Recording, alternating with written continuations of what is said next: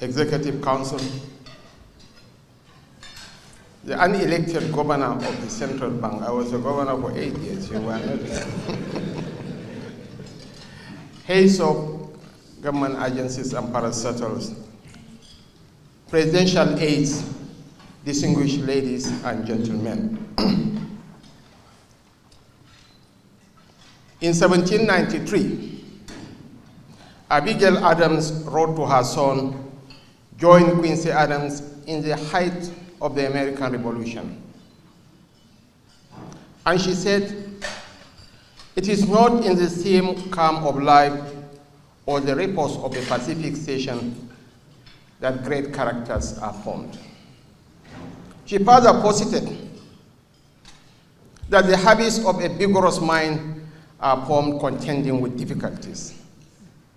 History reminds us of this, that wisdom and penetration are the products of experience, not the lessons of leisure or retirement. Exactly 1,010 days ago, President Bola Ahmed Tinubu was sworn into office. The economy was literally in a tailspin. As one commentator said, the government and the people were all trapped in a web of madness, in a circus of insanity, in a cauldron of sheer lunacy. And here we have a leader who had the courage of conviction to take far-reaching decisions. Our foreign reserves was hovering in the neighborhood of $3 billion, not enough to import fuel for a month. And the withdrawal of fuel subsidy was not captured in his maiden broadcast.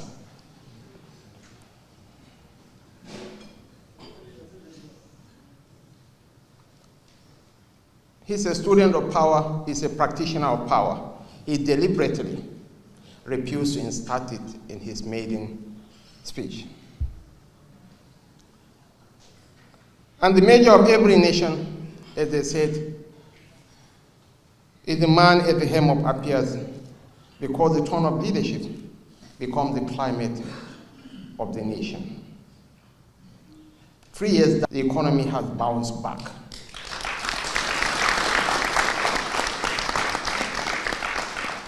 We have crossed the Rubicon, and we are on a path to sustain growth.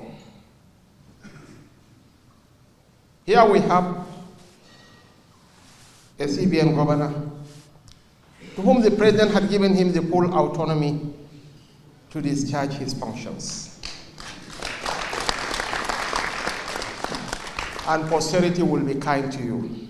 So, Your Excellencies, distinguished ladies and gentlemen, on behalf of a grateful nation, on behalf of President Bola Ahmed Tinubu, I must extend with sincerity our appreciation for the support the Federal Executive Council and other members of the government have given to this administration. In seasons of tough decisions and necessary reforms, you have chosen country over comfort. You have engaged with our agenda in the spirit of partnership, offered scrutiny without sabotage, and proved that democracy works best when the institutions of government compete in the race to serve the people better. History will remember that at a time when it was easy to inflame division, the Federal Executive Council and members of the establishment steadied the nation with responsibility. On behalf of the President, I want to most sincerely thank you for your comradeship, for your support, and for your partnership.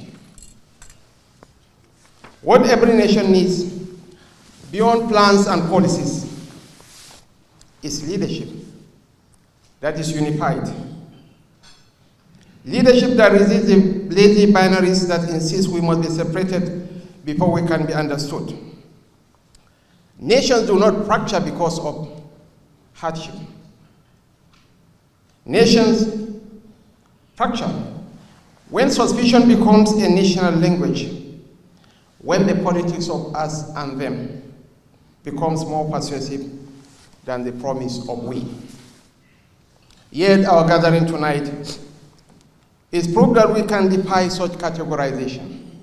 Here, we have Nigerians of different faith, different ethnic configurations, from different parts of the country, all fused into one in the mission to serve this great nation. This is the greatest black nation on earth, 247 million people. And by 2050, will be the third most populous nation on earth. And by the end of the century, Nigeria will be the most populous nation in the world. Your Excellencies, distinguished ladies and gentlemen, the political season is around the corner. I will urge you, I'm imploring on all of us, I beseech thee, we are all political animals, as Galileo Galilei said. We have to sell our government. South Africa has a population of 60 million, not more than 20% of our population. South Africa is generating the equivalent of 60 trillion naira every year from personal income tax. How much is our people? A paltry 3 trillion naira. When they fly bodies around and they stop the man with a pestering soul, no one talks. But when this man grabs the fly and throws it into his mouth, the whole world will erupt in a cacophony of exclamations and reprimands. The same people that are shouting hoarse that the tax reform was meant to further pulverize and pauperize the poor is far from the truth.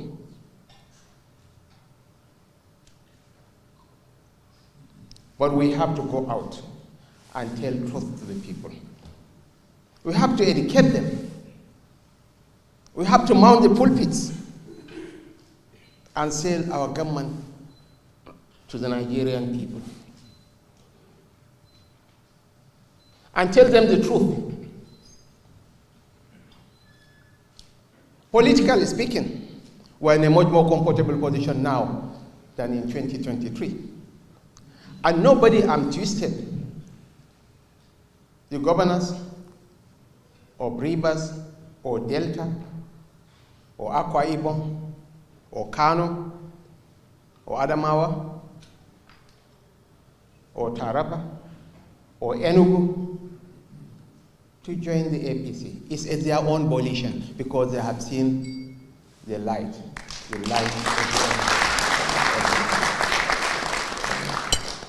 As we break our fast tonight, we are reminded that even the strongest among us cannot sustain himself without the simplest of gifts: a sip of water, a date, a shared prayer. This table is a lesson in perspective. It strips power of arrogance and dresses leadership in humility. The president practically ate all the same meal that all of us ate. It tells us that the real strength of authority is not in how loudly it speaks, but in how faithfully it serves.